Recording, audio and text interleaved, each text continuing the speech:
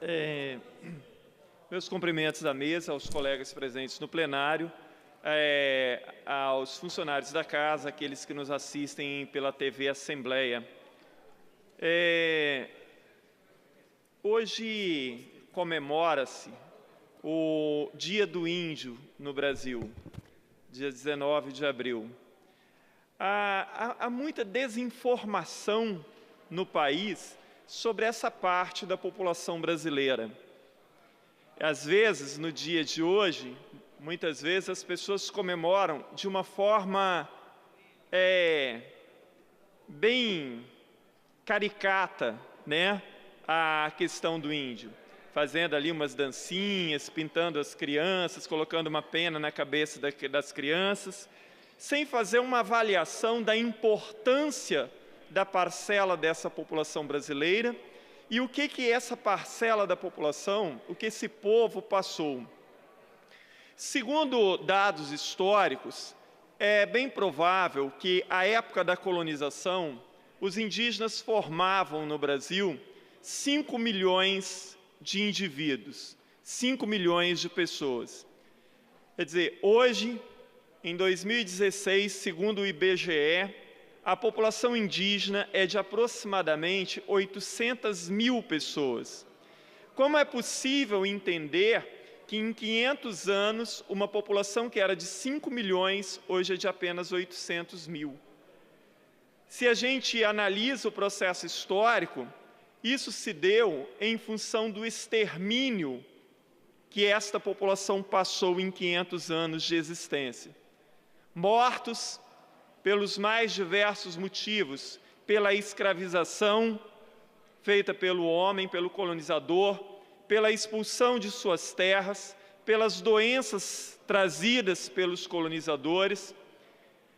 E apesar de, nos últimos anos, ter havido alguns avanços na legislação brasileira em defesa da população indígena, ainda assim essa população continua sendo ameaçada de várias formas. Hoje, apesar da Constituição brasileira falar em demarcação das terras indígenas, do Estatuto dos Indígenas, apesar da FUNAI, ainda parte da população indígena sequer teve as suas terras demarcadas. Há no Brasil, e é até recorrente, né, dizer assim, é um absurdo que tão poucos índios possuam tantas terras. Não vamos esquecer que esta população era dona de todas as terras do país e merece, por isso, todo o respeito. Não fosse o fato de que essa população, na verdade, eles se constituem nos primeiros donos desta terra, a população indígena, ela deixou um legado cultural muito grande para a população brasileira.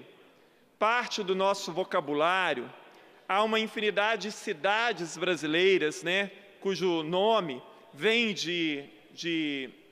da língua indígena. É o caso de Cariacica, é o caso de Tarana, é o caso de Mucurici, é o caso de Itaguaçu, enfim, de uma infinidade de cidades. Além disso, traços da nossa culinária. Até mesmo o ato, segundo alguns historiadores, o ato de tomar banho todos os dias se deve muito mais aos indígenas do que ao colonizador. Sabemos bem que os europeus não tinham esse hábito, né, de tomar banho todos os dias. Então, no dia de hoje, seria muito interessante que a população brasileira entendesse, sobretudo as autoridades públicas, entendessem a importância desse povo para a história do Brasil e a importância que existe da preservação da cultura indígena, bem como o respeito aos direitos desta população, principalmente no que diz a questão da demarcação das terras indígenas. Ainda se deve muito a este povo na questão da demarcação das terras. Por incrível que pareça, essa sempre foi uma bandeira da esquerda brasileira, mas nos últimos anos, até mesmo, né, o PT, que sempre defendeu essa bandeira, resolveu defender os grandes latifundiários e se pôr, de certa forma, contra até a demarcação em alguns locais. Então, fica aqui a reflexão a respeito da população indígena, que merece todo o nosso respeito e que merece ter os seus direitos resguardados. Obrigado, presidente.